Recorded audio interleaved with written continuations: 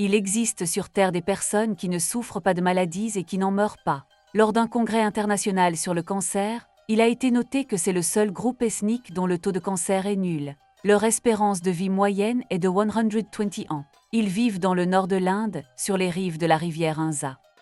C'est un médecin militaire britannique, Robert M.C. Carrison, qui a été le premier à attirer l'attention du public sur ces groupes. Au cours de ses années de travail, il n'a pas rencontré un seul Hunza souffrant de maladies graves. Il parlait de maladies graves et non d'affections passagères telles que la diarrhée, les éruptions cutanées ou les rhumes. Les détracteurs et les soi-disant démystificateurs du mal Hunza se sont accrochés à cette distinction, arguant que ces affections mineures devaient être considérées comme des maladies. Cependant, M.C. Carrison et de nombreux autres chercheurs ne considéraient pas ces affections comme des problèmes de santé importants, mais plutôt comme des phénomènes naturels communs aux habitants de la vallée. M.C. Carrison a vécu près de la vallée de Hunza pendant 7 ans et a conclu que le régime alimentaire était le principal facteur de longévité de ces peuples. Si une personne suit un mauvais régime alimentaire, même un climat montagneux favorable ne peut la sauver de la maladie. Il n'est donc pas surprenant que les voisins des Hunza, qui vivent sous le même climat, souffrent de diverses affections et aient une espérance de vie 2 fois moindre.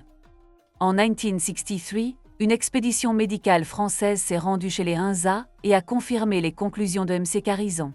Ils ont constaté que l'espérance de vie moyenne des Hunza était effectivement de 120 ans, certains individus atteignant même 160 ans.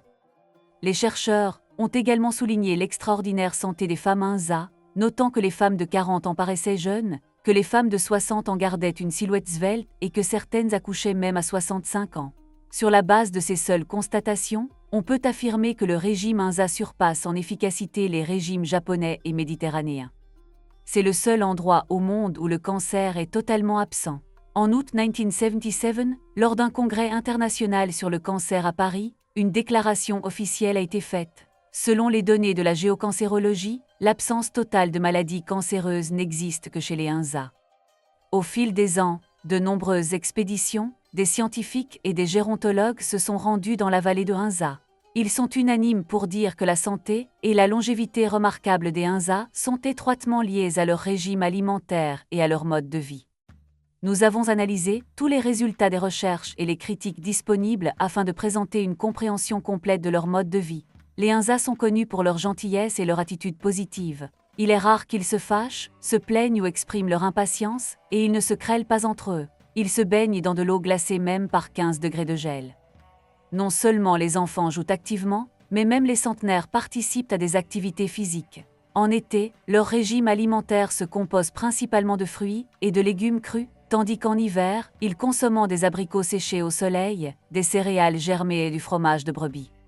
L'une de leurs pratiques uniques est le printemps affamé, une période de 2 à 4 mois avant que les fruits mûrissent. Pendant cette période, ils mangent très peu et ne boivent qu'une fois par jour une boisson à base d'abricots secs. M.C. Carrison a noté que la consommation de protéines chez les Hunza est faible.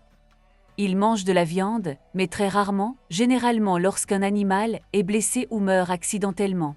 Les Hunza sont incroyablement travailleurs et parcourent quotidiennement de longues distances, marchant parfois des dizaines de kilomètres sans montrer de signes de fatigue.